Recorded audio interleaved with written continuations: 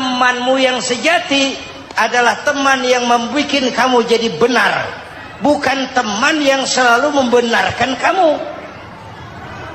Berapa banyak pejabat-pejabat hancur karena selalu dibenarkan oleh lingkungannya. Bapak benar Pak, Bapak bijaksana Pak, itu tepat Pak, benar. Buang angin pun kata kelilingnya, oh Bapak sehat. Bapak Ibu hadirin yang saya hormati, dari jumlah bulan yang 12 itu Allah jelaskan minha arba'atun hurum. Ada 4 bulan yang disebut bulan yang dihormati, bulan yang disucikan, bulan yang diharamkan. 4. 3 bergandengan, 1 agak terpisah. Yang bergandengan itu Rajab, Sya'ban, Ramadan. Yang agak terpisah itu Muharram. Ini 4 bulan yang dihormati, disebut Ashhurul Hurum. Saudara-saudara, Muharram ini salah satu dari 4 bulan yang istimewa. Kenapa? Banyak peristiwa besar yang terjadi di bulan Muharram. Hampir semua nabi dan rasul berkaitan dengan Muharram ini. Hampir semua nabi dan rasul. Kita akan kutip beberapa saja dalam konteks kekinian.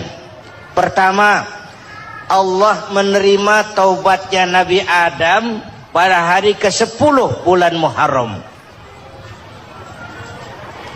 Adam itu bapak moyang kita. Dosanya 1, makan buah khuldi, dikeluarkan dari surga. Kita dosanya banyak, kepengen masuk, nggak nyambung. Hai Adam, dari tidak ada kamu saya adakan. Saya perintahkan tinggal di surga. Merasa sepi sendirian, saya ciptakan Siti Hawa supaya kamu tenang. Kamu boleh nikmati semuanya. Ini boleh, itu boleh, ini boleh, itu boleh. Makan, makanlah yang kau mau. Minum, minumlah yang kau suka. Pakai, pakailah yang kau senang. Satu yang saya minta, jangan dekati pohon khuldi. Itu kau tidak sanggup, keluar. Diusir dari surga. Sujud Nabi Adam, kata riwayat 40 tahun sujud, membaca Rabbana zalamna anfusana wa illam taghfir lana wa tarhamna lanakunanna minal. Itu namanya istighfarnya Nabi Adam. Istighfar itu kan mengucapkan astagfirullah, basmalah, membaca bismillah. Jangan kayak teman saya disuruh banyak-banyak baca istighfar, benar-benar dia baca istighfar, istighfar, istighfar. Bukan itu maksudnya. Nah, maka salah satu amalan yang sangat dianjurkan di bulan Muharram ini memperbanyak istighfar. Tidak ada orangnya yang tidak. Ayo jujur, ini yang kumpul di sini semua, ada nggak yang nggak punya dosa? Yang merasa nggak punya dosa, ayo ke depan. Ada? Tidak ada. Setiap kita, entah kecil entah besar, sengaja terlupa, pasti mempunyai yang namanya khilaf dan salah. Dan Allah Tuhan kita bukan Tuhan pendendam. Allah Tuhan kita Tuhan yang ramah dan rahmah. Manusia, dosamu banyak, tapi ampunanku lebih banyak. Salahmu besar, rahmatku jauh lebih besar. Kau sujud di hadapanku, aku bangga melihatnya. Kau menangis di hadapanku, aku senyum melihatmu. Kau berjalan menujuku, aku berlari menyambutmu. Karena itu amalan yang sangat dianjurkan di bulan Muharram ini memperbanyak istighfar. Itu kalau istighfarnya Nabi Adam. Ada istighfarnya Nabi Yunus. Ibu kenal Nabi Yunus? Di mana kenalannya? Sok tahu. Nabi Yunus itu ketika berdakwah kepada kaumnya yang bandel, memberikan peringatan mau beriman akan turun azab. Kapan Yunus? Akan. Kenapa mesti akan? Sekarang aja kalau mau saya tungguin. Kurang ajar betul ini umat. Akhirnya Nabi Nuh menghindar dengan perhitungan kalau azab tidak turun saya sudah jauh, meragukan janji Tuhan. Lalu naik kapal, dinaiki oleh Yunus, kapal mogok. Dicari siapa biang keroknya ini, diundi ternyata Yunus, sampai 3 kali diundi.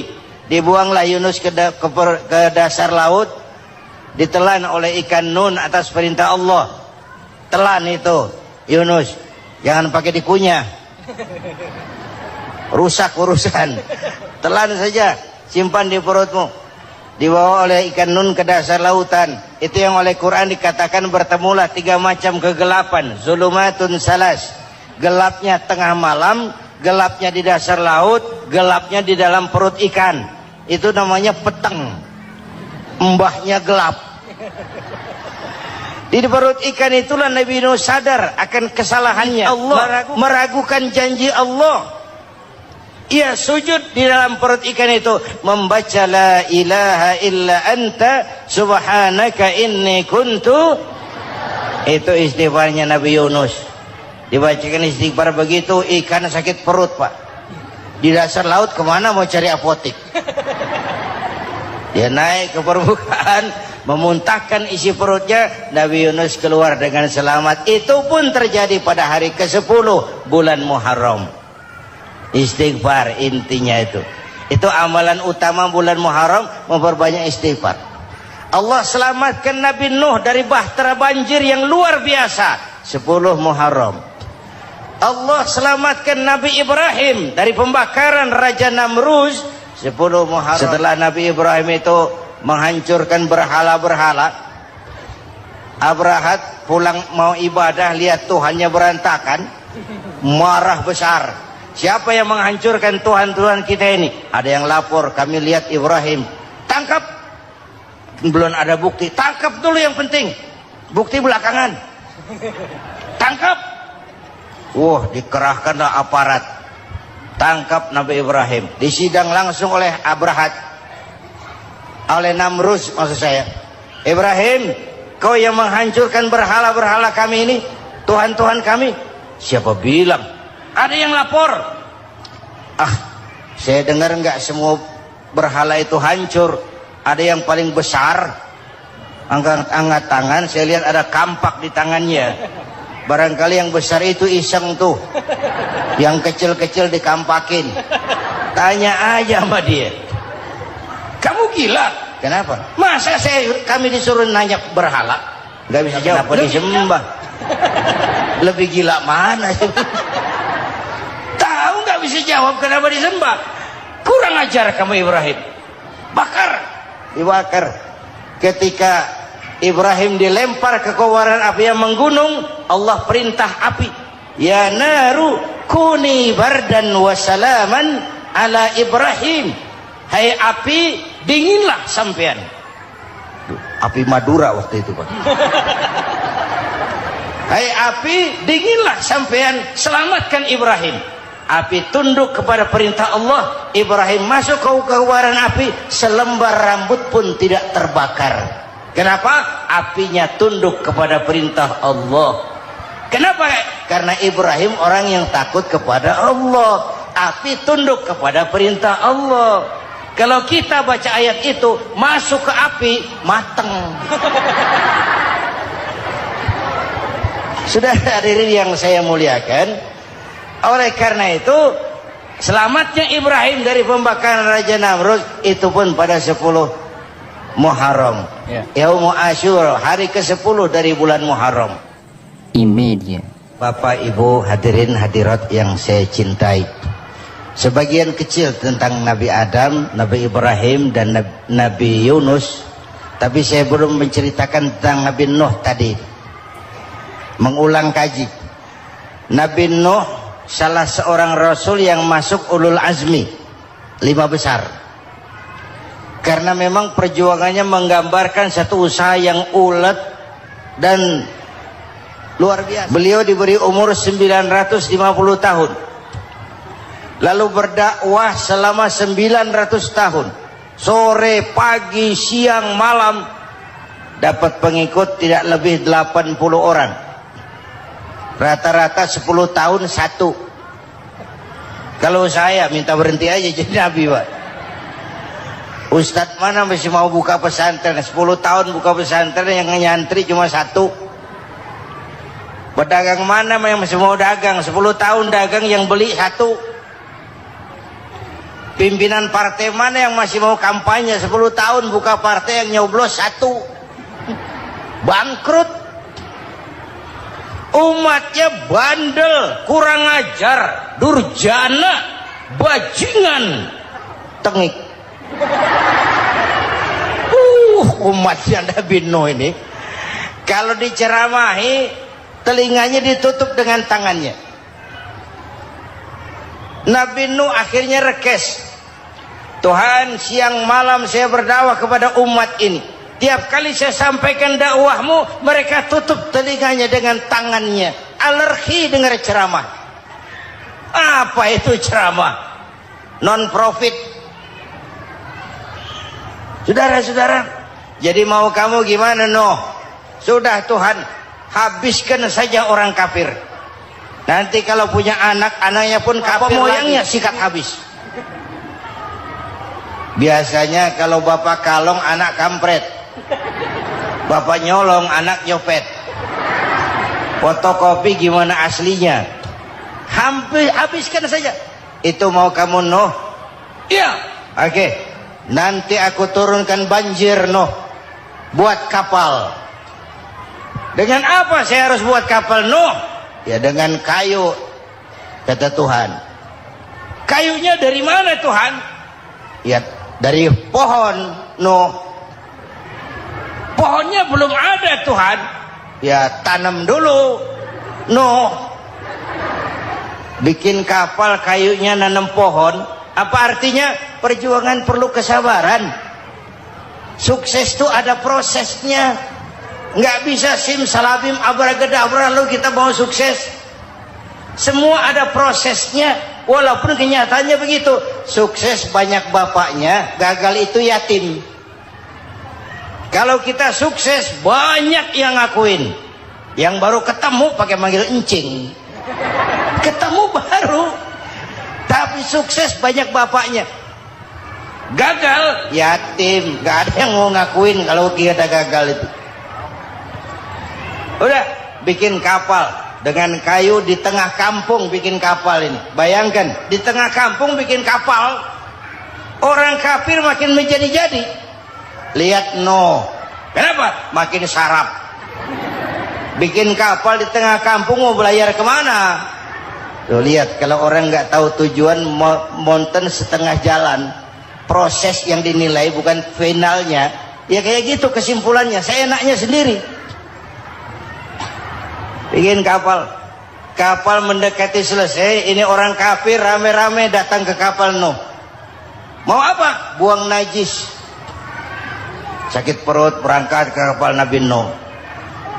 Nongkrong. Dapat 2-3 tumpuk pulang. Lantai kapal dengan najis manusia. Inilah perjuangan. Bukan jalan raya lurus bertabur bunga di kanan kirinya. Banyak unak dan caci maki, antipat, segala macam. Nuh. Ada orang tua dasar kafir, kurang ajar, sudah stroke berangkat juga ke kapal Nuh. Mau buang najis, pincang-pincang digotong orang. Selesai buang najis, dia bangun mau pulang, pegangan tiang kapal terpeleset, jatuh di atas tumpukan najis. Terjadi keajaiban, yang stroke-nya sembuh, lumpuhnya hilang, berangkat digotong-gotong pulang, jalan gagah sekali. Tapi orang kampungnya heran, ente sudah sembuh? Sudah. Berobat di mana? Kok begitu paten? Di kapal Nuh. Masih banyak.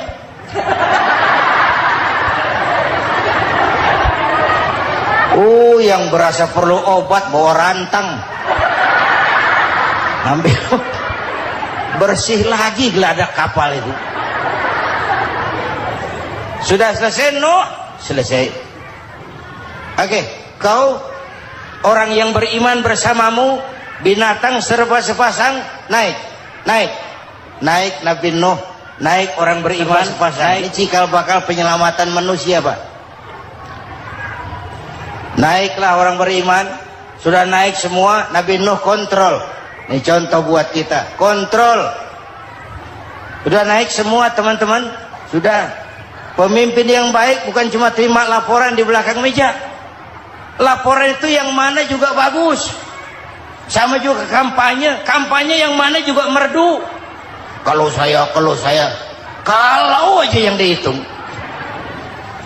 Pernah ada calon bupati kampanye janji, kalau saya berhasil kita akan banyak bangun jembatan di daerah kita. Rakyat tanya, Pak, nggak ada sungai di kampung kita, Pak. Dia bilang, sungainya kita bangun sekalian. Udah kadung janji, mana pula orang mau bangun sungai itu. Saudara-saudara, kontrol. Jangan cuma tunggu laporan di belakang meja, semua laporan bagus. Ya, Bu? Bu?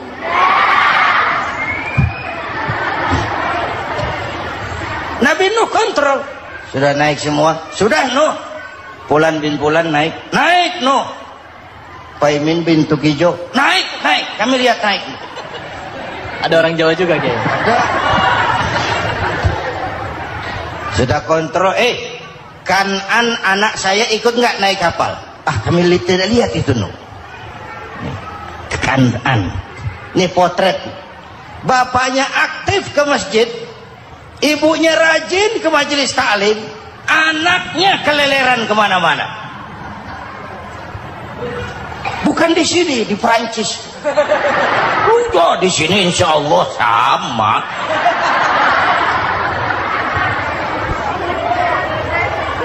Nuh karena sayang anak, Nuh karena cinta anak, Nuh karena tanggung jawab anak, cari naik ke atas kapal. Lihat Kanaan, anak saya. Nggak lihat, Nuh. Turun ke ruang bawah, periksa lagi. Mang, ayah Kanaan di dia. Jamaah Tasik ini rupanya di tengah. Tuh ayah, Mang. Ayah ke mana ya budak ya? Turun ke bawah Kanaan tuh. Orang nano raketo. Rombongan Jawa Tengah. Naik ke atas buritan. Dari buritan kelihatan ternyata Kanaan tidak ikut naik kapal, kumpul di darat bersama orang kafir. Ini potret kita sekarang. Kumpul sama orang kafir, hanyut anak-anak kita, ditelan budayanya orang kafir, ditelan tradisinya orang kafir, ditelan pergaulannya orang kafir. Nuh karena sayang anak dari atas manggil.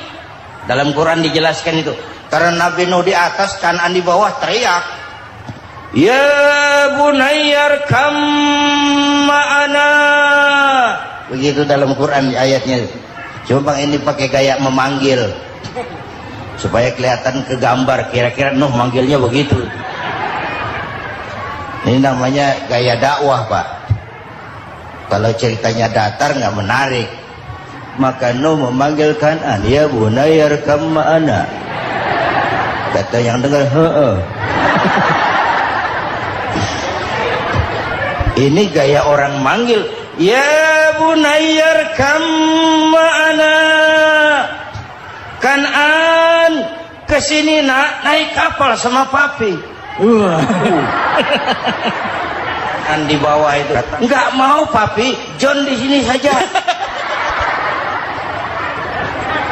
Kata Nuh, jangan nak, Allah sedang murka, akan turun banjir. Kalau datang banjir, papi, sa'awi ila jabalin ya'simuni minal ma'.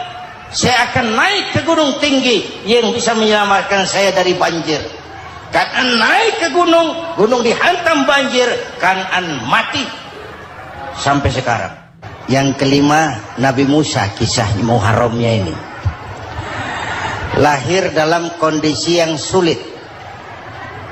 Karena Fir'aun mimpi akan lahir seorang anak dari keturunan Bani Israel yang akan menghancurkan kerajaannya. Kata Fir'aun, sudah lahir belum anaknya? Belum. Kalau gitu mulai malam ini laki-laki dilarang bergaul sama istrinya. Semua perempuan hamil di bawah pengawasan negara. Mulai hari ini kalau lahir anak laki-laki turut nama Bani Israel, penggal. Satpol PP disiapkan.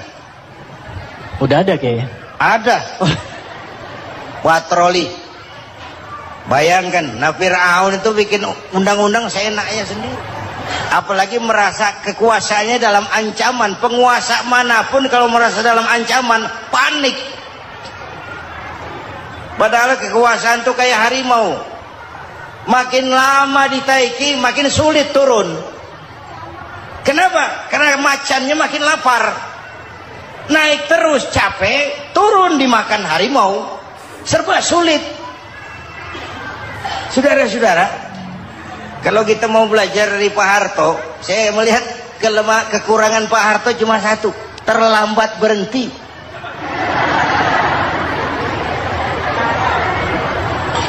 Terlambat berhenti. Di sekelilinginya banyak tukang-tukang jilat, tukang-tukang semir. Pak, kalau tidak ada bapak kami bagaimana, Pak? Bapak Ibu hadirin yang saya hormati, tapi kehendak Allah terjadi. Lahirlah Musa. Bayinya dihanyutkan di sungai Nil. Bayi sudah menderita, dihanyutkan di sungai Nil, dan akhirnya besar di lingkungan istana Fir'aun.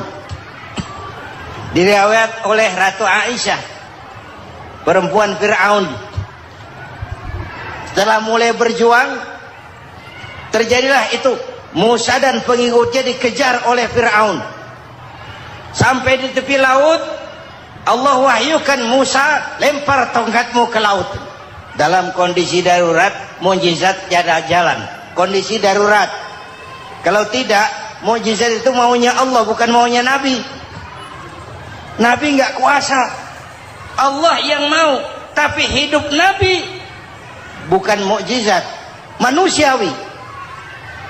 Tidak mentang-mentang ada mukjizat tongkat, tiap sulit main tongkat. Nggak usah berjuang kalau begitu. Itu darurat menyelamatkan umat. Tongkat dilempar ke laut, laut terbelah. Laut terbelah. Itu secara visualnya bisa kita lihat dalam film The Ten Commandments. Udah nonton belum? Urusan nonton kalah sama Ustadz bagaimana sih? Ten Commandments, 10 firman Tuhan. Tekniknya bagus loh. Bagaimana laut terbelah. Musa lewat, Fir'aun mengejar. Musa sampai di ujung sana, Fir'aun masih di sama tengah perjalanan. Laut nutup kembali. Laut menutup kembali, Fir'aun tenggelam. Cengap-cengap di lautan. Begitu nafas sampai di tenggorokan, Fir'aun sambil cengap-cengap itu, amantu bi Rabbi Musa wa Harun. Duh, kalau begini mah saya juga percaya sama Tuhannya Musa. Malaikat maut jengkel, goblok loh, terlambat sekarang, ditenggelamin terus, modar. Musa selamat, Fir'aun mati, jenazahnya, jasadnya terdampar di pinggir laut. Beberapa waktu kemudian ditemukan di balsam, diawetkan. Itu sesuai janji Quran. Wa kadzalika nunajjika bi badanika litakuna liman khalfaka ayah. Kami selamatkan badan kamu agar jadi pelajaran bagi orang-orang sesudah kamu nanti. Janji Quran tepat. Janji itu 14 abad yang lalu. Jasad Fir'aun ditemukan, dimumi, diawetkan, dibalsam di bawah nama Farao Ramses II. Sekarang tersimpan di Museum Negara di Mesir. Kapan-kapan nanti ibu main ke Mesir, mampir. Naik ojek paling berapa itu? Oh, orangnya tinggi, hidungnya mancung, pokoknya pantaslah jadi Firaun. Selamatnya Musa di kejaran Firaun di ujung sana itu terjadi pada hari ke-10 bulan Muharram, yang oleh orang Nasrani diperingati dengan hari raya Paskah. Mereka melaksanakan puasa, mensyukuri nikmat keselamatan dari kejaran Firaun. Makanya kalau kita ikut puasa di bulan Muharram bukan mengikuti syariatnya Nasrani, salah. Karena Nabi mengajarkan, itu sumbernya. Bukan ikutan sama ibadahnya Israel. Tapi memang agama ini kan merupakan mata rantai. Datang Rasul baru melengkapi Rasul sebelumnya, datang Rasul baru melengkapi Rasul sebelumnya. Mata rantai yang berkaitan. Setelah Muhammad selesai, selesailah tugas Nabi dan Rasul. Selesailah misi Nabi dan Rasul. Tidak ada Nabi lagi sesudah Nabi Muhammad. Itu harga mati, titik. Gak ada kompromi. Siapapun sekarang ini nggak datang ngaku jadi Nabi, wajib tidak percaya. Wajib tidak percaya. Tapi kaitannya memang kita bilang Nasrani, orang bahasa Arab, bahasa Ibraninya Nazaret, Nasiroh, Nazaret. Itu beda dialek. Kita Daud, dia David.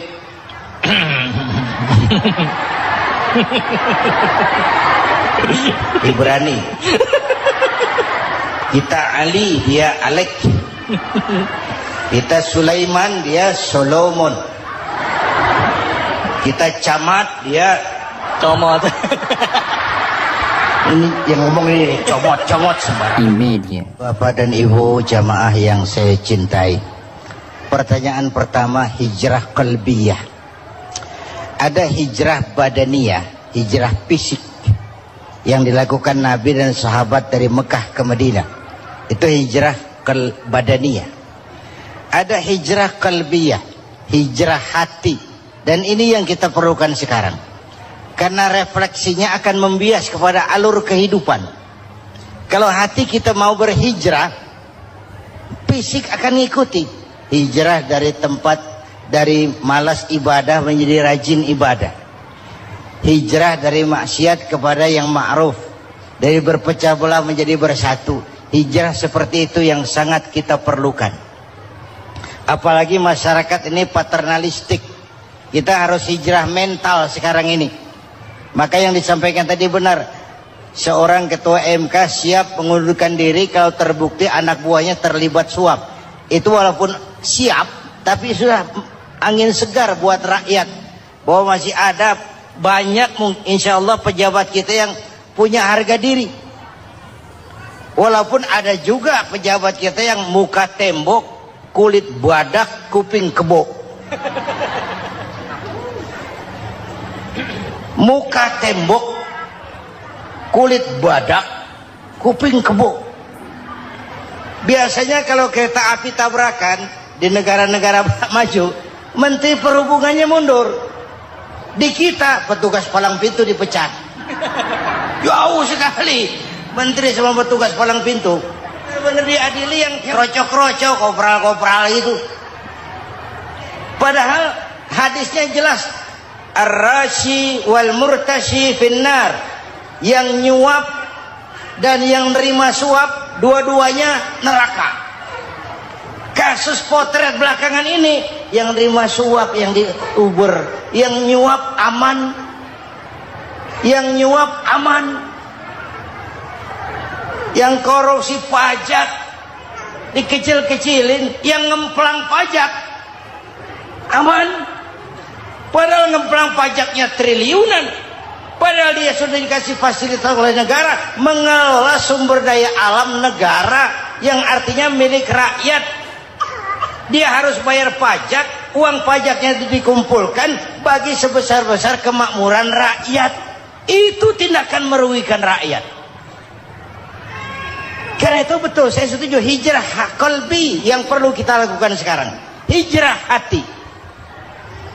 Kita ini bangsa Indonesia seperti timnas. Timnas sekarang anak-anak muda sudah berani pakai baju PSSI. Iya. Kenapa? Menang. Coba kalau kalah terus, nanti menang. Tapi bangsa Indonesia itu memang seperti timnas, namanya kesebelasan. 11 orang. Walaupun ada pemain bintang ya ada presiden, gubernur, menteri, itu bintang-bintang. Tapi bintang baru ada artinya kalau dibantu 10 pemain yang lain. Cristiano Ronaldo. Siapa itu? Penyerang tengah Real Madrid. Bintang. Lionel Messi. Siapa lagi itu? Barcelona. Bercelana.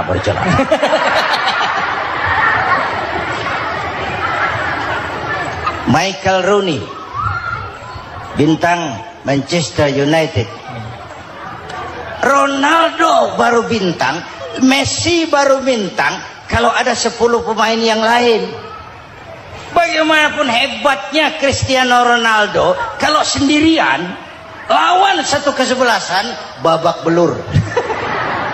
Itulah kita, bangsa Indonesia. Kita satu kesebelasan, harus saling memperkuat.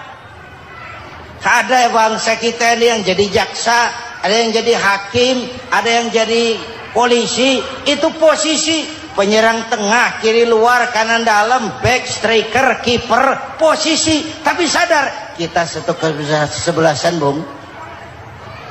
Jangan bikin gol ke gawang sendiri. Kalau punya bola bagus, operan dong sama temannya.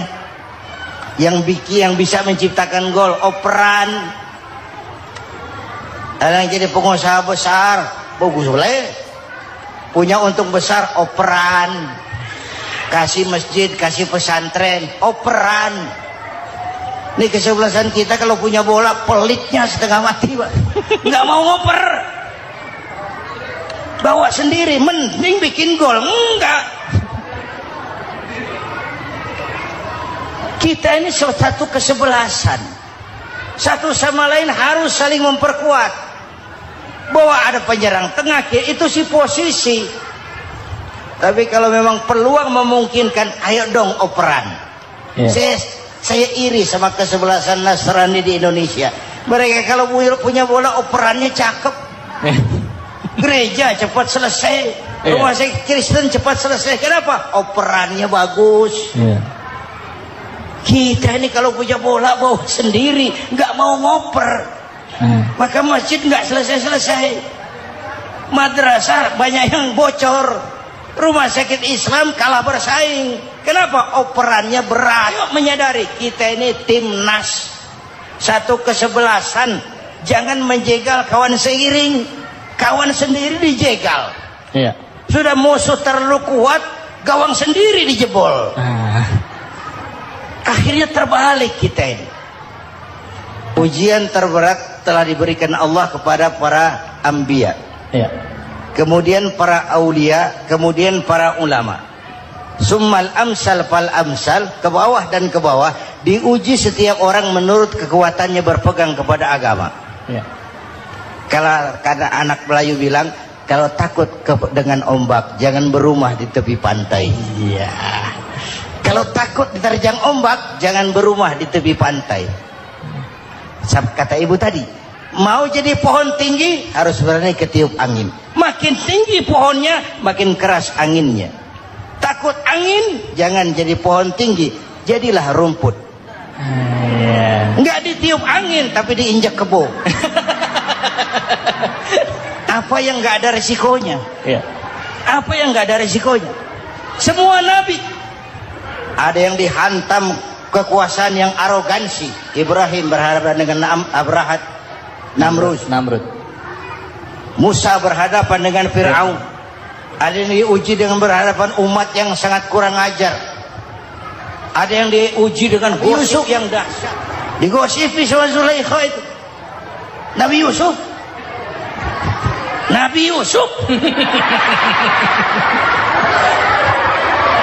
Nabi Yusuf. Ya. Yang namanya gosip itu kan menyebarkan keburukan orang. Kalau benar saja hukumnya ghibah. Ya. Kalau salah hukumnya fitnah. Fitnah lebih bahaya dari pembunuhan. Benarnya ghibah, salahnya fitnah. Saudara hadirin yang saya hormati, jadi resiko itu biasa. Tidak ada yang tanpa resiko. Kalau takut ombak, jangan berumah di tepi pantai. Tinggal bagaimana kita menyikapinya. Kalau kita dewasa, ini bagian ibadah saya kurang. Mungkin karena dia omongin orang, tambah pahala saya. Mungkin karena dia omongin orang, tambah pahala saya. Maka saya ngadapi gosip, sepatah pun saya nggak ngomong. Saya cicing, cicing. Saya percaya masyarakat itu punya filter. Amin. Saya percaya Tuhan itu. Assalamualaikum warahmatullahi wabarakatuh. Waalaikumsalam warahmatullahi wabarakatuh. Alhamdulillahillazi ja'ala 'aidan li'ibadihil mu'minin wa khatama bihi syahra siyama lil mukhlisin. Wassalatu wassalamu ala asyrafil anbiya'i wal mursalin Sayyidina wa maulana Muhammadin wa ala alihi wa ashabihil mujahidin at-tahirin, amma ba'd. Ma'asyiral muslimin rahimakumullah.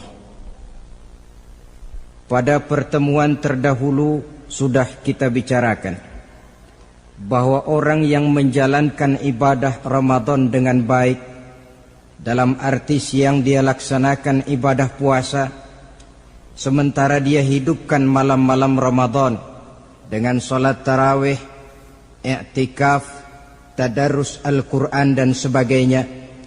Orang yang semacam itu keluar dari Ramadan dijanjikan oleh Allah, ghufira lahu ma taqaddama min zambihi, diampunkan segala dosa yang pernah dia kerjakan.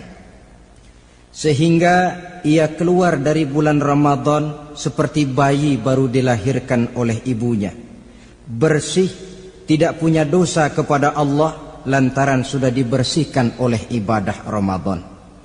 Jadi dalam Islam dosa itu ditebus dengan taubat, dengan amalan kita sendiri, bukan dengan uang, tidak juga dengan beras.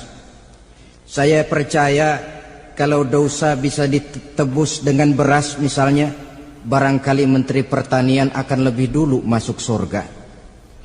Kalau dosa bisa ditebus dengan uang, mungkin Gubernur Bank Sentral atau para Menteri Keuangan akan menjadi penghuni surga nomor wahid. Dalam Islam dosa ditebus dengan taubat kepada Allah. Orang yang melaksanakan ibadah dengan baik di bulan Ramadan, keluar Ramadan masuk 1 Syawal seperti bayi baru dilahirkan oleh ibunya.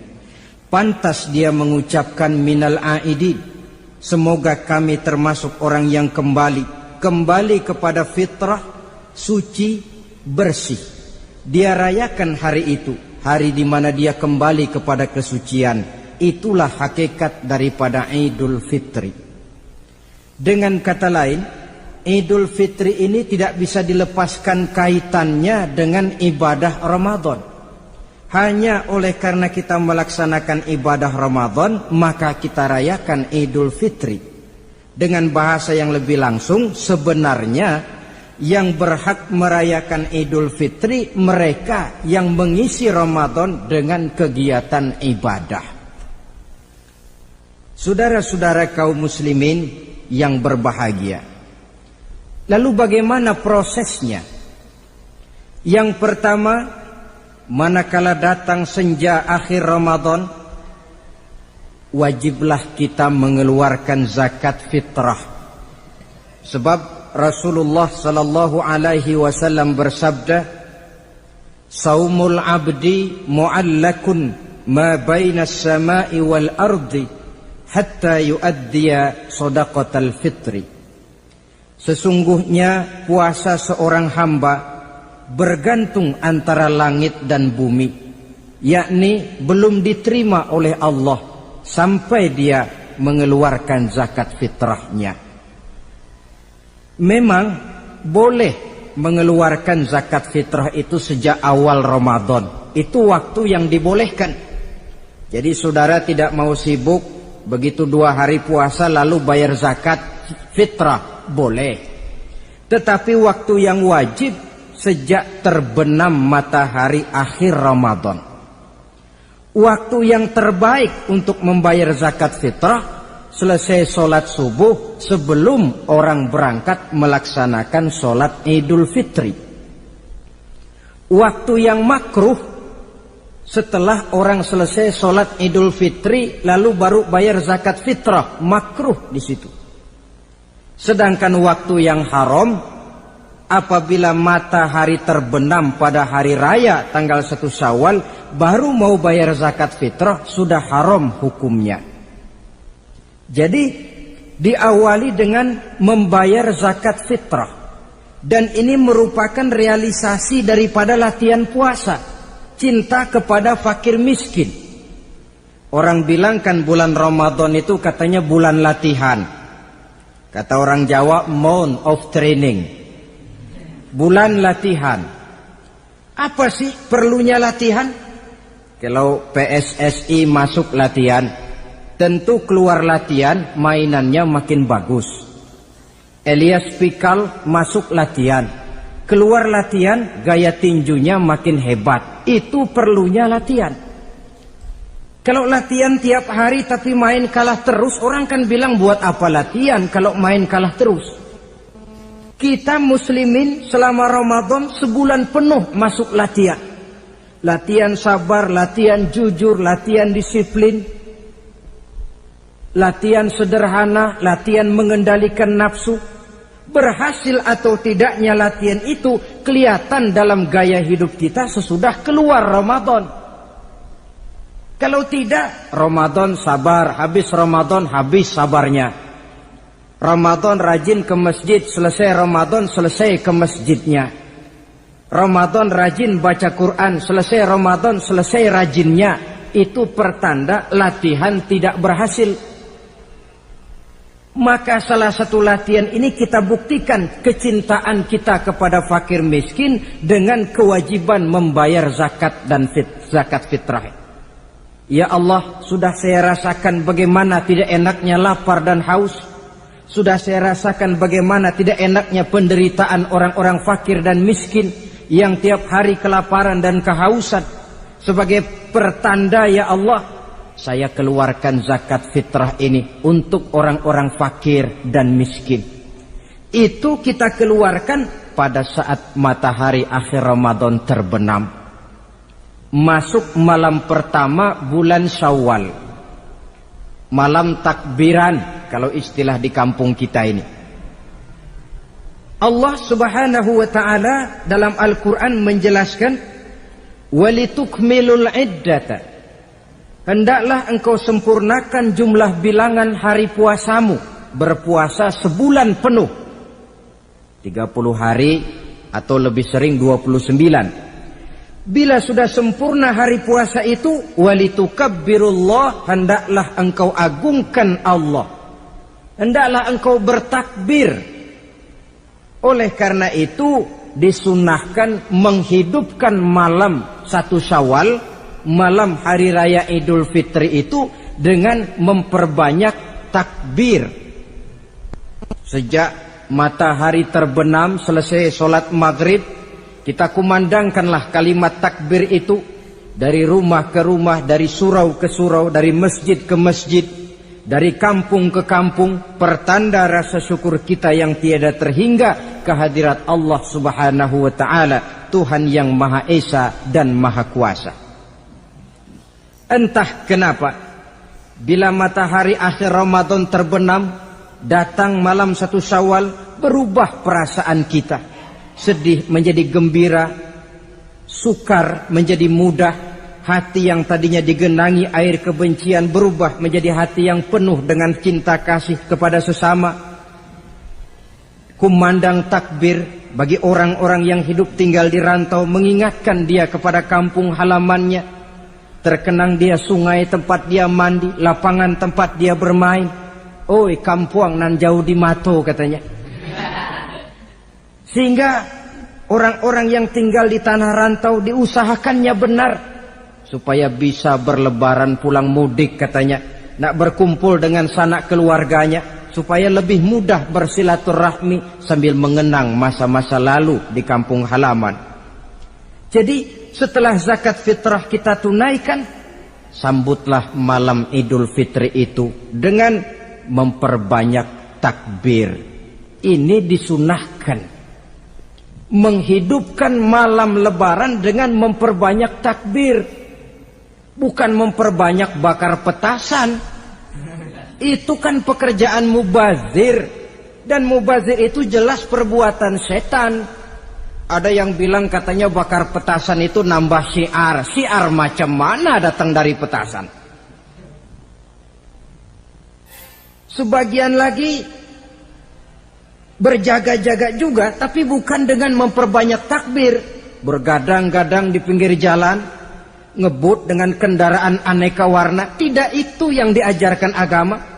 Berkumpul kita di surau, berkumpul kita di masjid, paling kurang berkumpul di rumah dengan keluarga.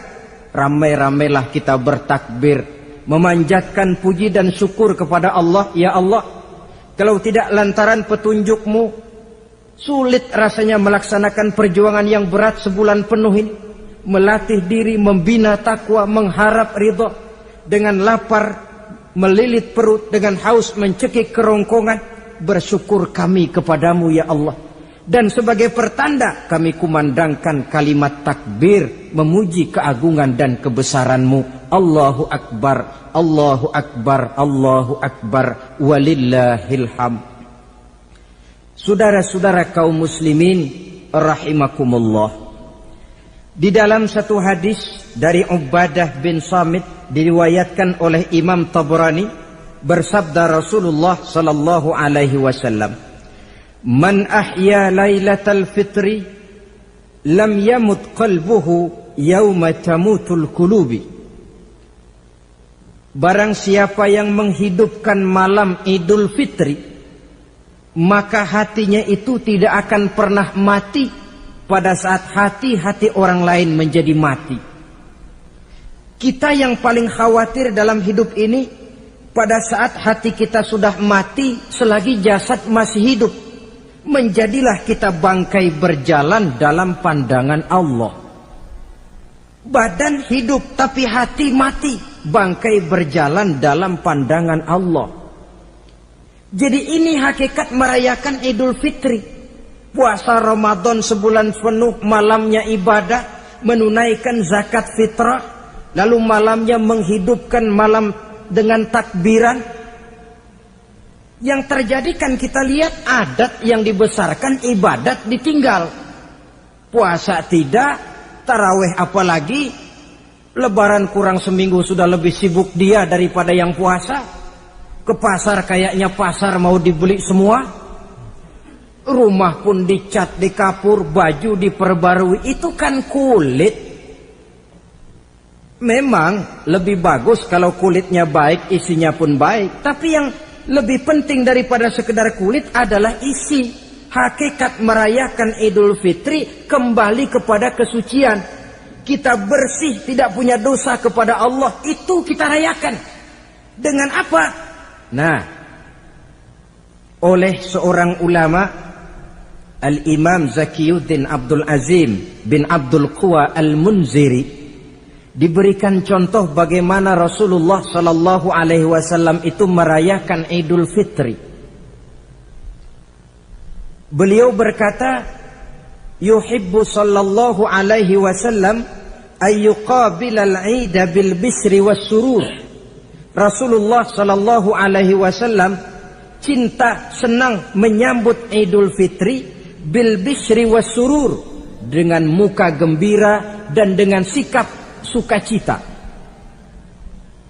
Jadi merayakan Idul Fitri bil bisri was surur, muka menunjukkan kegembiraan. Kenapa gembira? Sudah berhasil berjuang sebulan penuh. Bukan gembira lantaran di rumah banyak dodol, kue, Pakaian serba baru, sepatu pun serba baru. Bukan itu yang kita gembira. Gembira lantaran telah berhasil berjuang mengalahkan nafsu, memenuhi perintah Allah, melaksanakan puasa.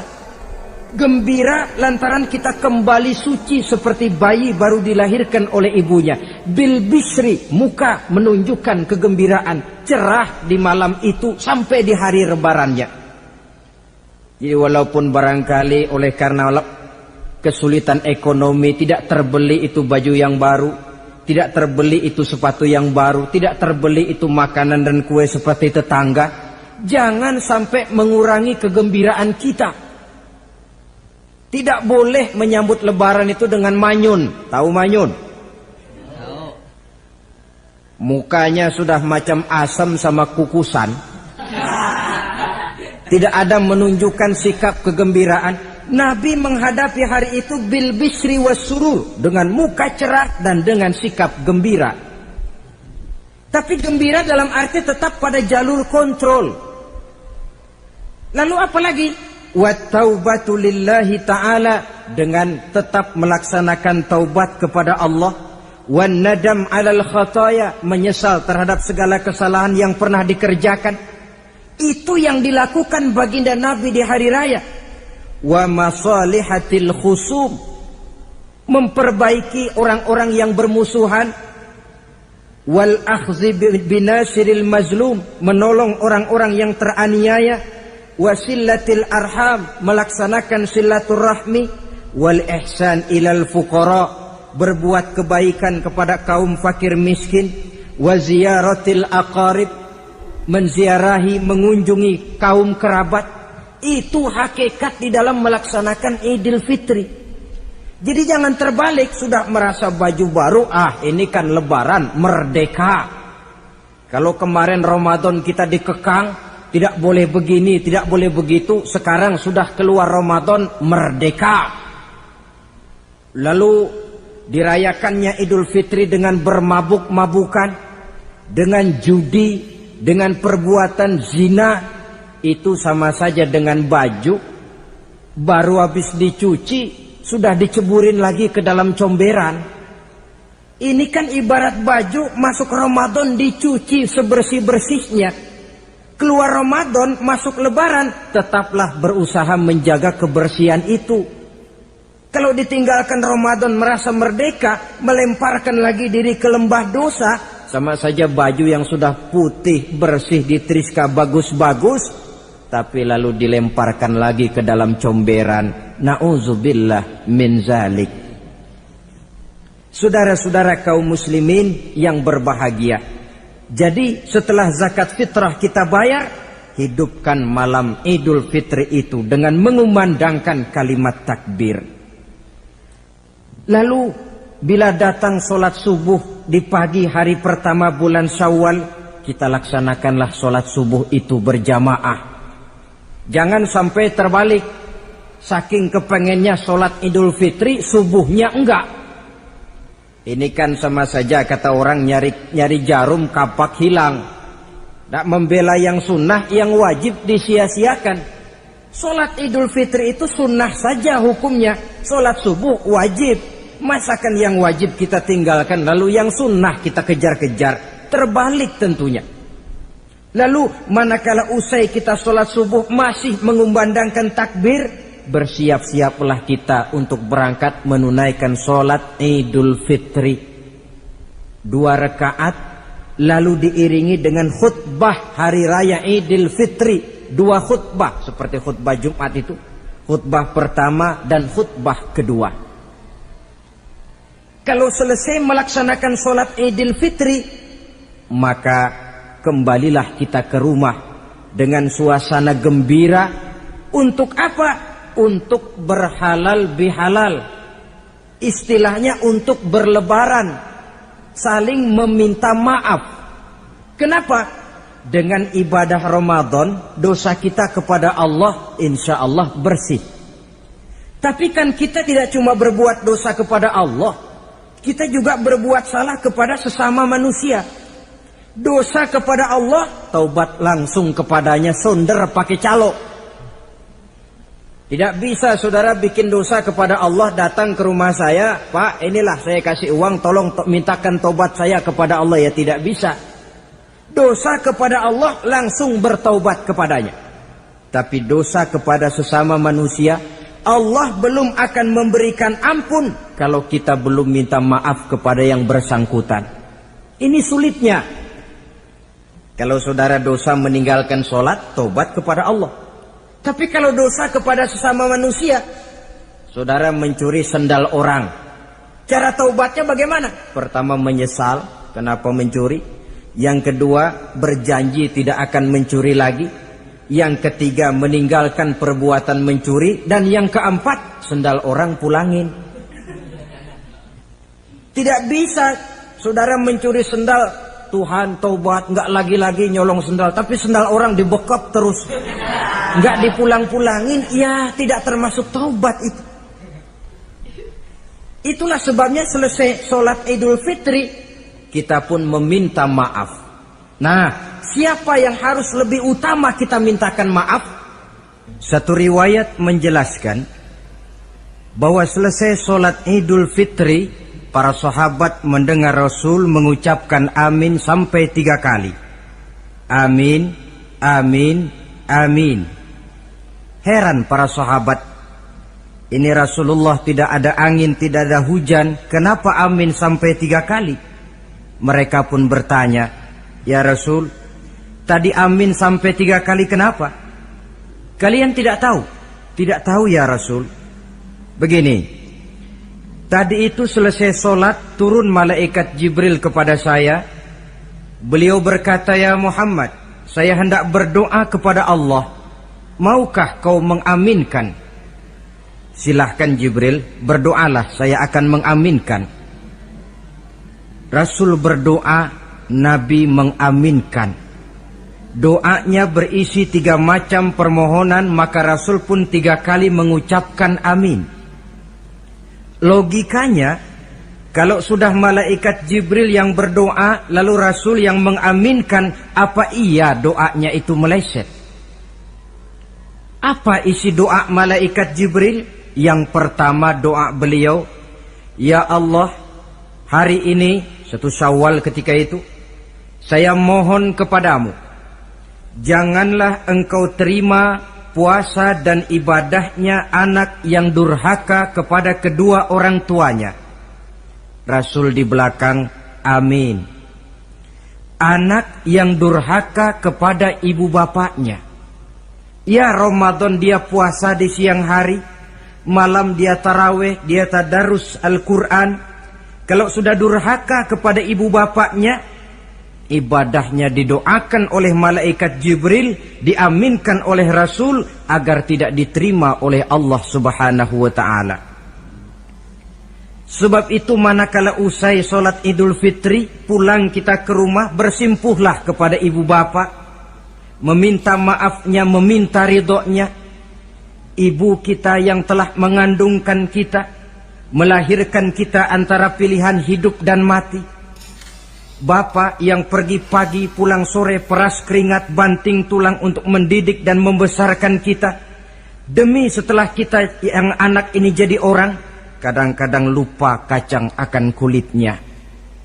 Bagaimanapun tinggi status sosial seorang anak, bagaimanapun banyak gelar di sandangnya, bagaimanapun kayanya dia, kalau sudah durhaka kepada kedua orang tuanya, alamat hidup tidak akan memperoleh keberkahan. Doa malaikat Jibril yang kedua, ya Allah, hari ini saya mohon kepadamu, jangan engkau terima puasa dan ibadahnya suami istri yang tidak saling memaafkan.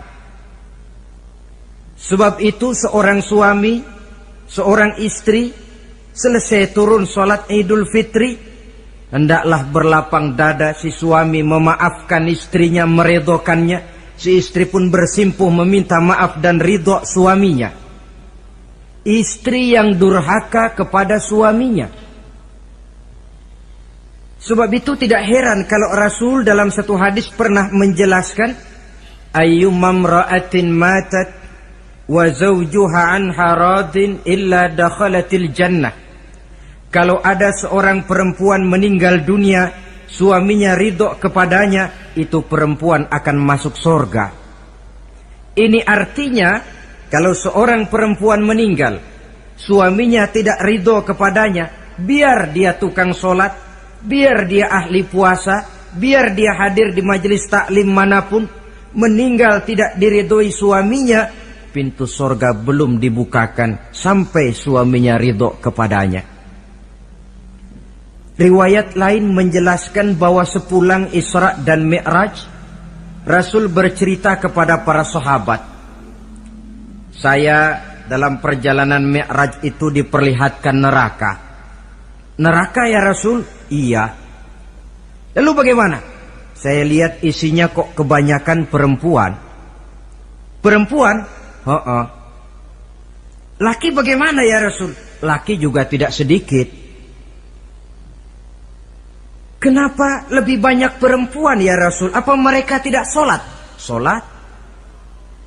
Tidak puasa barangkali? Mereka rajin puasa. Tidak suka mengaji barangkali? Mungkin lebih rajin dia dari suaminya. Lalu apa penyakitnya ya Rasul? Beliau menjawab, hunna yakfurnal asir.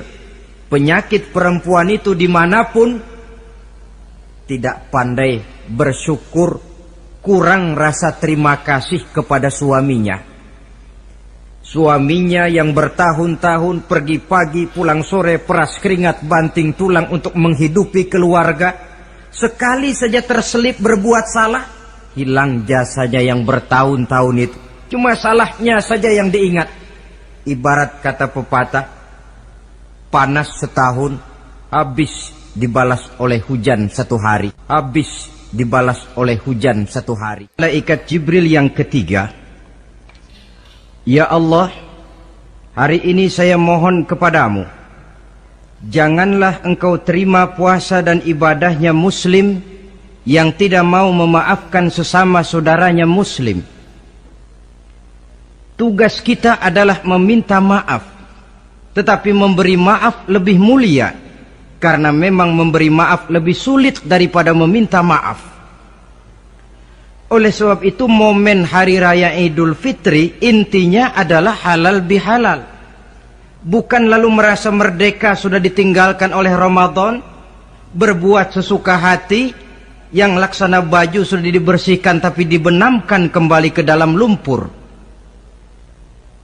Yang kita inginkan agar bersih hubungan kita dengan Allah dan baik juga hubungan kita kepada sesama manusia. Hadis yang kedua, pada suatu hari ketika kumpul dengan para sahabat, Rasul bertanya, atadruna manil muflis?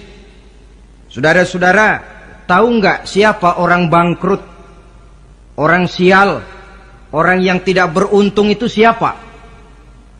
Pertanyaan yang menarik.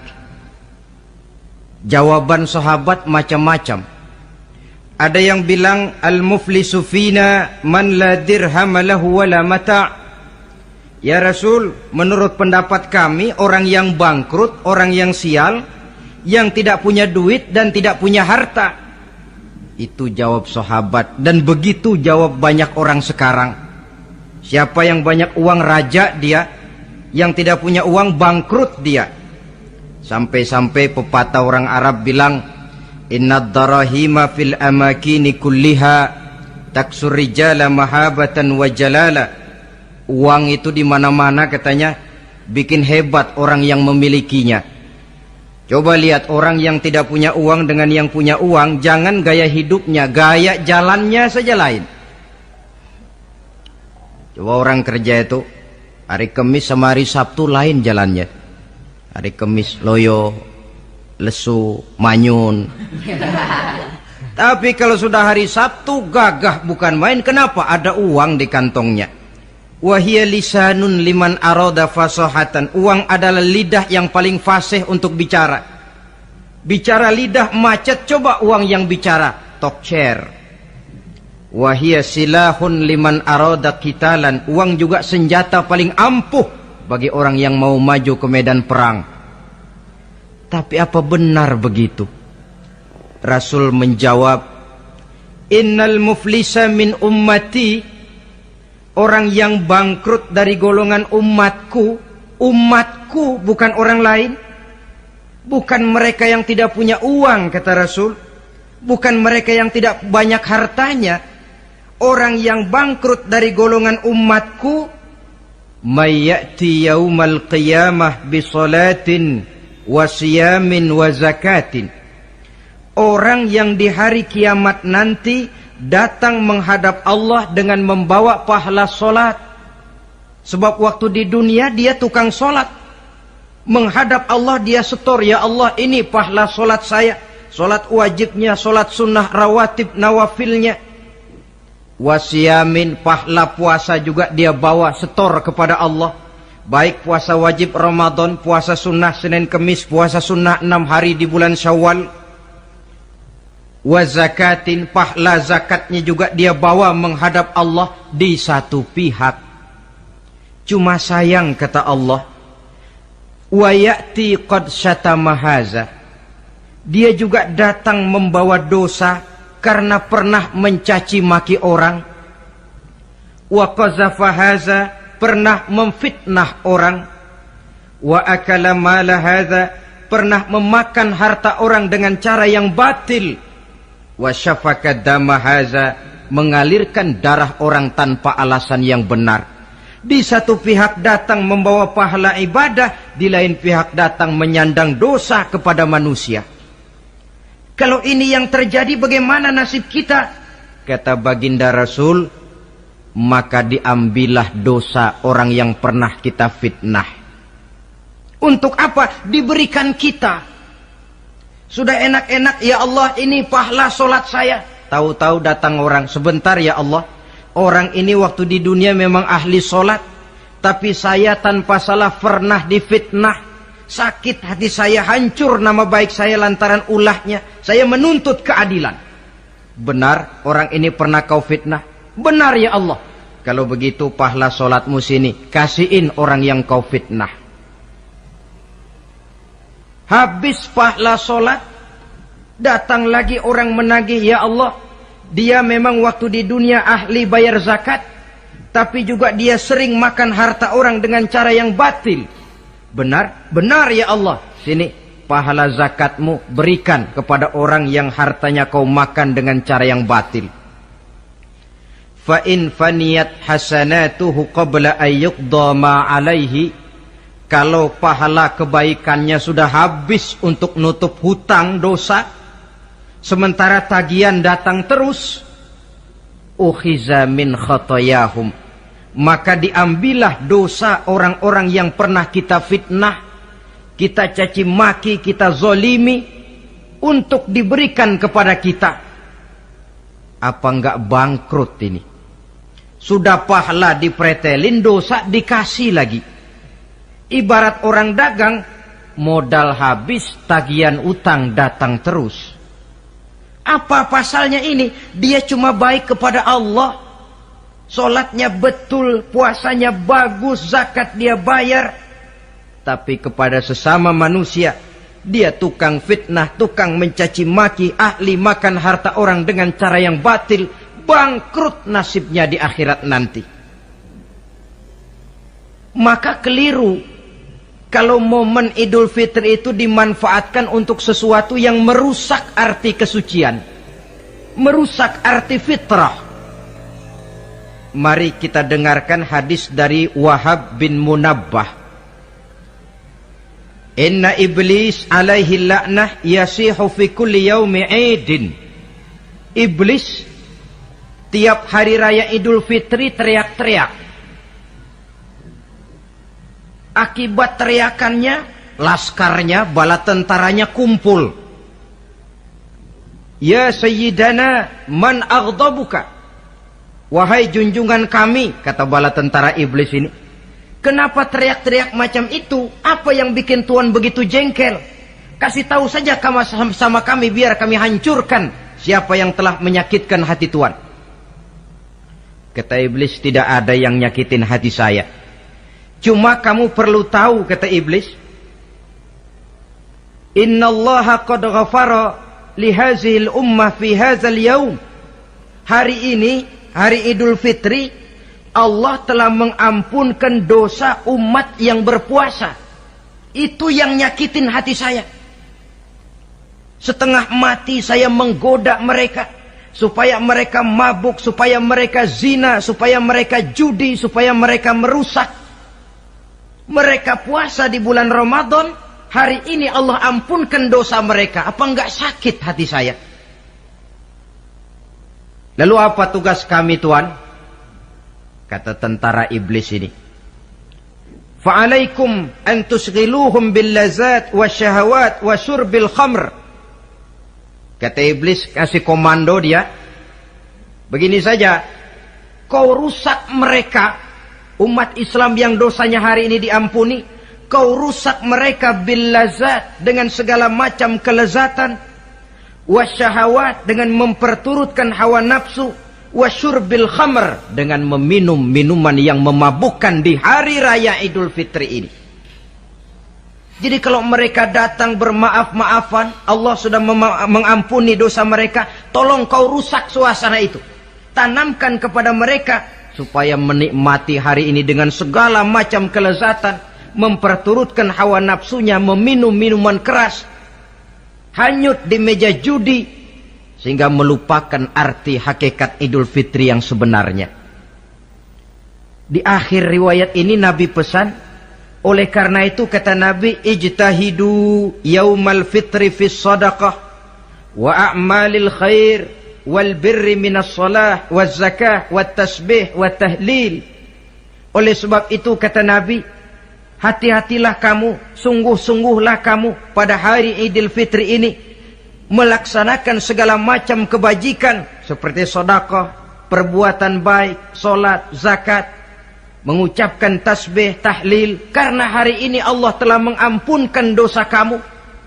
Jadi jangan dinodai hari yang bersih itu dengan perbuatan-perbuatan yang tercela. Inilah kelirunya kalau adat lebih dibesarkan daripada ibadat. Kalau menyambut Idul Fitri itu yang lebih diutamakan baju barunya, pakaian serba barunya, rumah serba bersihnya, lalu fasilitas serba adanya, lupa kepada intinya, manusia akan mudah terjerumus menodai hari yang suci dengan perbuatan yang kotor. Saudara-saudara, ma'asyiral muslimin rahimakumullah. Karena itu Rasulullah sallallahu alaihi wasallam pernah menjelaskan apa hakikat hari raya sebenarnya. Beliau berkata, lil mu'mini khamsatu a'yad. Orang beriman mempunyai 5 hari raya. Yang kita tahu kan gampangnya Idul Fitri, Idul Adha, kan itu. Ya. Rasul berkata, orang beriman sebenarnya mempunyai 5 hari raya. Hari raya yang dia rayakan dengan kegembiraan. Kapan saja itu? Pertama, kullu yaumin yamurru 'alal mu'min wa la yuktabu 'alaihi zanbun. Setiap hari yang dilalui oleh seorang mukmin tanpa Allah menulis dosanya, itulah hari raya baginya. Jadi kalau berlalu satu hari dan hari itu kita tidak melakukan dosa satupun, itu hari raya. Dengan kata lain, bergembiralah seorang mukmin kalau dia bisa melewati satu hari tanpa di hari itu dia melakukan dosa. Itu hari raya. Aduh, saya girang benar hari ini. Kenapa? Hari ini tidak ada dosa yang saya kerjakan rasanya. Hari raya pertama adalah hari di mana kita lewati tanpa melakukan dosa. Kira-kira bisa nggak satu hari lewat tanpa dosa? Ya, bukan cuma sekedar mau, tapi berusaha untuk bisa. Ini hari raya yang pertama. Yang kedua kata Nabi, al-yaumul ladzi yakhruju fihi minad dunya bil iman wasyahadah wal ismah min kaidis syaitan. hari di mana dia keluar meninggalkan dunia ini, kembali kepada Allah bil iman, dengan membawa iman, wasyahadah, mengucapkan 2 kalimat syahadat, wal ismah min kaidi syaitan, dan selamat dari tipu daya setan. Saudara-saudara, mati membawa iman, sempat mengucapkan 2 kalimat syahadat, selamat dari tipu daya setan, itu hari raya kita. Sebab apa? Yang paling kita khawatir kalau sudah meninggalkan dunia tanpa membawa iman, tidak sempat mengucapkan 2 kalimat syahadat. Nah, supaya kita mati bisa mengucapkan 2 kalimat syahadat, caranya bagaimana? Ya tergantung latihan dan kebiasaan. Orang kepengen kaya mesti latihan kaya. Orang kepengen bisa nyanyi mesti latihan nyanyi. Orang yang dalam hidupnya sering mengucapkan 2 kalimat syahadat, insya Allah di akhir hayatnya pun kalimat itu yang akan diucapkannya. Makanya kalau Allah pesan, la tamutunna illa wa antum muslimun, jangan kamu mati kecuali dalam Islam. Bagaimana supaya kita mati dalam Islam? Hidup ini pun biasakan dalam Islam. Hanya mereka yang membiasakan hidup secara Islam, insya Allah bisa mati dalam lingkungan Islam. Ini hari raya yang kedua.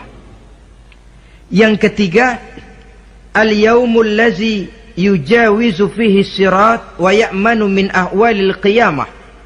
Hari di mana dia lewat di atas sirat dan aman dari huru-hara hari kiamat. Lewat di atas sirat dengan selamat, itu hari raya yang membawa kegembiraan.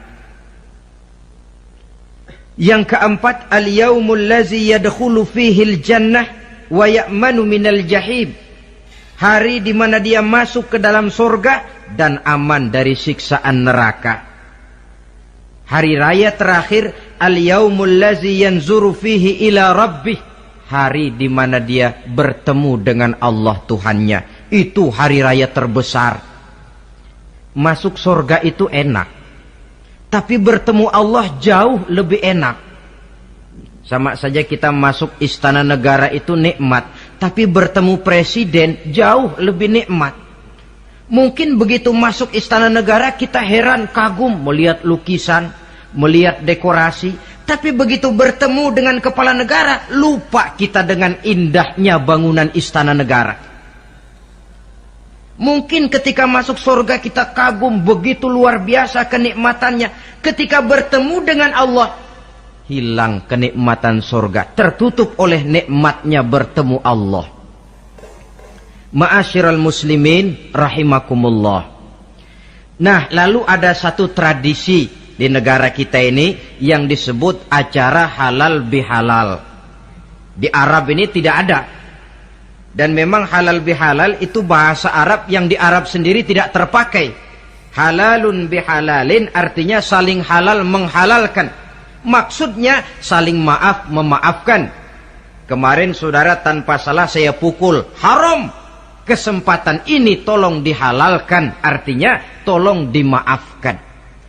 Karena kita bertemu seorang-seorang sulit, datang dari rumah ke rumah pun memakan waktu. Biasanya pun orang mengadakan acara kumpul, entah itu organisasi, entah itu kantor, entah itu keluarga besar, kumpul dalam satu acara yang lazimnya mereka sebut dengan halal bihalal. Rangkaiannya tidak terpisahkan dari puasa Ramadan, Idul Fitri, dan halal bihalal. Artinya, karena kita melaksanakan puasa di bulan Ramadan, maka kita rayakan Idul Fitri. Di dalam merayakan Idul Fitri, kita laksanakan acara halal bihalal. Tidak terpisahkan. Tapi rupanya halal bihalal ini sudah jadi milik nasional. Ya kita ikut bersyukur menjadi milik nasional. Tetapi yang paling merasakan nikmatnya tentu mereka yang mengikuti prosesnya sejak semula. Pelaksanaan ibadah puasa, melaksanakan zakat fitrah, menunaikan sholat Idul Fitri, sampai kepada berhalal bihalal. Kemudian satu hadis lagi, Rasulullah sallallahu alaihi wasallam bersabda, "Isnani la yanzurullahu ilaihi ma yaumal qiyamah." Ada dua golongan manusia yang di hari akhirat nanti tidak akan dipandang oleh Allah, tidak akan diopeni oleh Allah. Siapa mereka?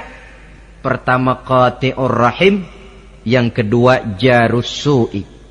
Orang yang memutuskan silaturahmi dan tetangga yang jahat dengan tetangganya. Sebagai uraian penutup, saya ingin mengajak kita semua untuk merenungi firman Allah dalam surah Al-A'la ayat 14 sampai dengan ayat 17. Qad aflaha man tazakka wa dzakara isma rabbih fasalla bal tu'thirunal hayatad dunya wal akhiratu khairu wa abqa.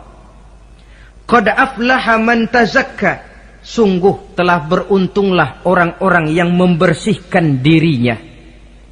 Ada yang mentafsirkan sungguh beruntung orang-orang yang telah menunaikan zakatnya. Sebab apa? Diri, jiwa ini kan bukan milik kita, milik Allah. Kita ini cuma hak pakai. Seperti saudara ini baju saya, saudara punya hak pakai. Kalau waktu saya ambil baju itu kotor, tentu marah saya sebagai pemiliknya. Tetapi ketika saya ambil baju itu memang bersih, terpelihara dengan baik, senang hati saya. Qad aflaha man tazakka, sungguh telah beruntung orang-orang yang membersihkan jiwanya. Dia puasa di bulan Ramadan, malamnya dia tarawih, zakat fitrah pun dia bayar. Wa dzakara isma rabbih, lalu dia menyebut nama Tuhannya dengan mengumandangkan takbir, bersahut-sahutan di malam hari raya Idul Fitri itu. Fasalla, lalu dia laksanakan solat Idul Fitri. Lalu apa? Bal tu'thirunal hayatad dunya, tapi mengapa kamu lebih memilih gemerlapnya dunia, melupakan inti, melupakan isi dengan mengambil kulit, merayakan Idul Fitri dengan lupa diri, lupa daratan, bermabuk-mabukan, tenggelam di meja judi, hanyut di lembah zina. Bal tu'thirunal hayatad dunya, kau utamakan megahnya dunia, kau kejar gemerlapnya dunia, kau lupa hakikat Idul Fitri itu. Wal akhiratu khairun wa abqa, padahal akhirat itu lebih baik dan lebih kekal bagi kamu. Dunia yang segala kemampuan yang ada kita kerahkan untuk mengejarnya merupakan kenikmatan yang kalau ketimbang kenikmatan akhirat, berapalah lamanya. Umur orang sekarang paling panjang 80 tahun. Jarang yang sampai 100. Jadi kalau Nabi mengatakan ad-dunya sijnul mu'min wa jannatul kafir, dunia adalah penjara bagi orang mukmin dan surga bagi orang kafir, itu betul. Yang salah kadang-kadang hadis ini digunakan sebagai senjata untuk menghantam orang Islam menjadi lemah. Dunia penjara bagi orang mukmin. Apanya yang dipenjara? Nafsunya. Dalam kehidupan di dunia ini, seorang mukmin tidak bebas memperturutkan hawa nafsunya, dipenjara nafsunya. Wa jannatul kafir, tapi dunia ini surga bagi orang kafir. Tidak lagi merupakan penjara, dia bebas memperturutkan hawa nafsunya. Dilarang tidak terlarang, dicegah pun tidak tercegah. Kalau habislah dunia, habislah sudah surganya sampai di situ. Bila datang ajal, selesailah sudah kesenangannya sampai di situ.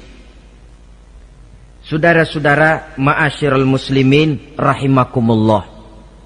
Oleh karena itu, janganlah di dalam merayakan Idul Fitri ini kita mengutamakan kulit dengan melepaskan isinya.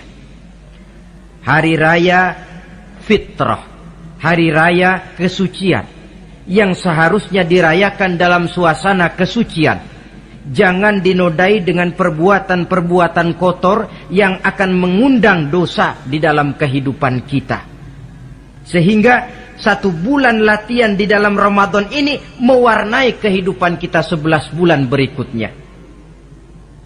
Tanda bahwa latihan berhasil. Keluar Ramadan, gaya hidup kita makin baik. Ada kesinambungan.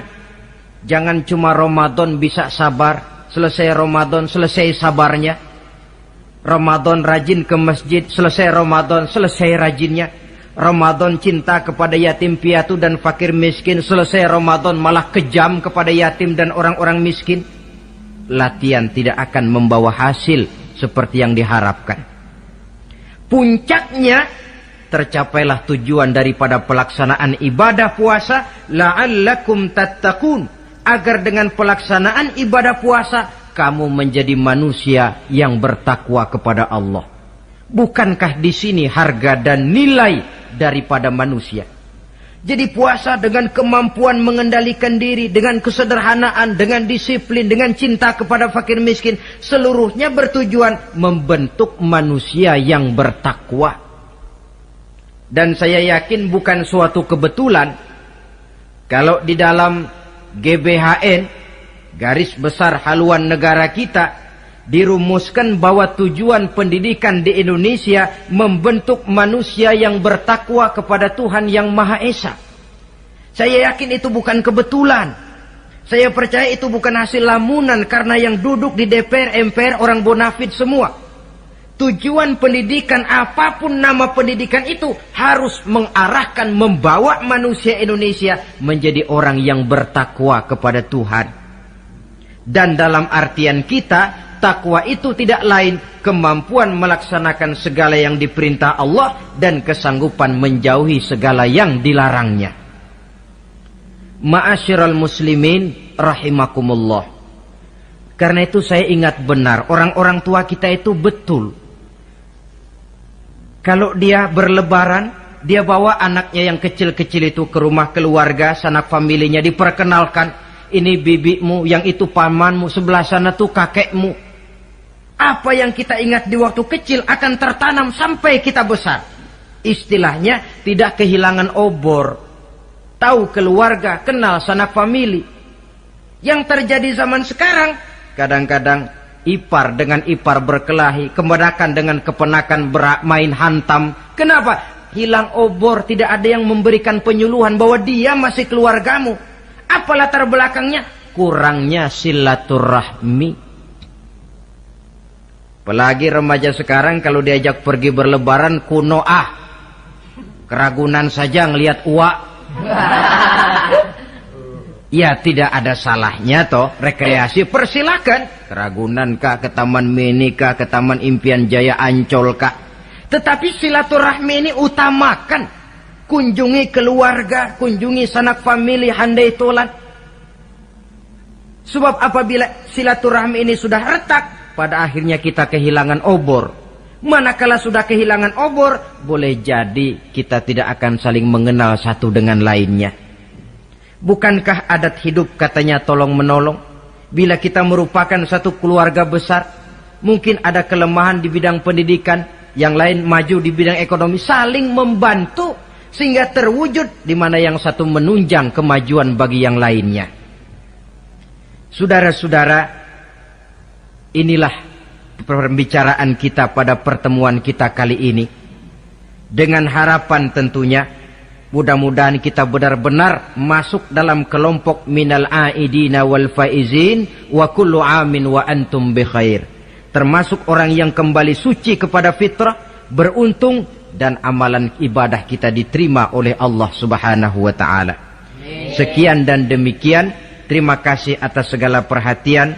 Mohon maaf atas segala kekurangan. Usikum wa nafsi bitaqwallah. Wassalamualaikum warahmatullahi wabarakatuh. Waalaikumsalam warahmatullahi wabarakatuh.